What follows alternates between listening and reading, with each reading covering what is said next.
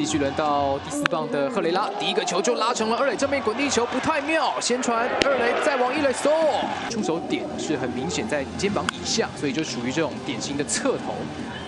这个球打到了1垒正面，陈俊秀抛给补位的黄子鹏，稍显单调一点点，所以要怎么样抓到同样打2次也是个考验。 这个球134公里，张熙凯跟黄子鹏目前看来对龙队这群年轻打者效果都还不错。又是内野滚地球，能够成功追打这个外侧的变化球。新人机会的时候都很会挑这种新人挑选新人眼光非常准确黄子鹏自己拦到，哇，用几乎是投球的方式把球丢给1垒手陈俊秀，才会产生一些变化。 朱祥廷这个球打得比较软弱，1垒手拦了一下，2垒手传1垒还是来得及，又找上了2垒手，再来一次呢